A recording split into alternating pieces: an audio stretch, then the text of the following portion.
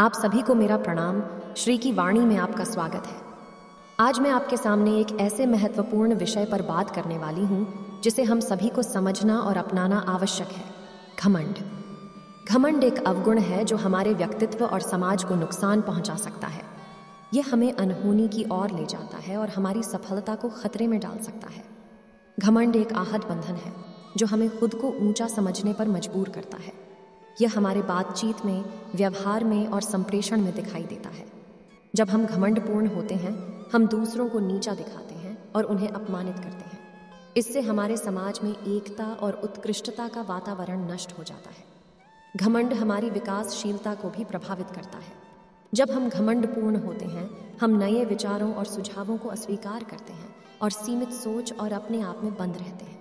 इससे हमारी अवनति होती है और हम नए अवसरों से वंचित रहते हैं। घमंड को दूर करने के लिए हमें विनम्रता की ओर बढ़ने की आवश्यकता है। हमें अपनी सफलता पर गर्व करने की बजाय औरों की सफलता का सम्मान करना चाहिए। हमें सम्मान और समर्थन का प्रदान करना चाहिए और अपनी स्थिति को हमेशा याद रखना चाहिए। घमंड हमें अनहोनी के मार्ग पर ले जाता है, जबकि विनम्रता हमें उच्चतम आदर्शों की ओर ले जाती है। विनम्रता न सिर्फ हमारे संघर्षों को सुलझाती है, बल्कि हमें एक प्रेरणादायक और सफल जीवन जीने का मार्ग प्रदान करती है। अब मैं आपको एक कहानी सुनाती हूँ, गौर से सुनिएगा। एक बार की बात है, एक छोटे से गांव में एक लड़का रहता था जिसका नाम विक्रम था। विक्रम बहुत ही प्रतिभाशाली और समर्पित था, लेकिन उसमें एक दोष था, घमंड। वह अपनी अद्वितीयता और सफलता पर बहुत गर्व करता था। विक्रम का घमंड उसके व्यवहार में दिखाई देता था। वह दूसरों को ताना मारा करता था, उन्हें अपमानित करता था और उसे अपनी सबसे ऊंची हकीकत समझता था। उसके दोस्त और परिवार वाले उसे सलाह देते थे कि वह अपना घमंड छोड़कर और अपने साथियों के साथ विनम्रता से व्यवहार करने का प्रयास करे, लेकिन विक्रम ने इसे ध्यान में नहीं रखा।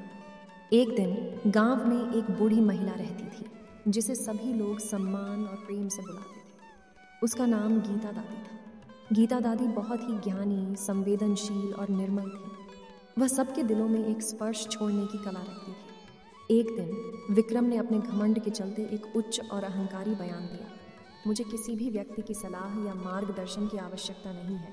मैं अपनी खुद की पहचान रखता हूँ और मेरी ताकत मेरे अंदर ही है। गीता दादी ने विक्रम के यह शब्द सुने और उनका हृदय दुखी हुआ। वह जानती थी कि घमंड वास्तव में एक अवगुण है और यह उसके जीवन को नुकसान पहुंचा रहा है। गीता दादी ने विक्रम के पास जाकर उससे मिलने का निर्णय लिया।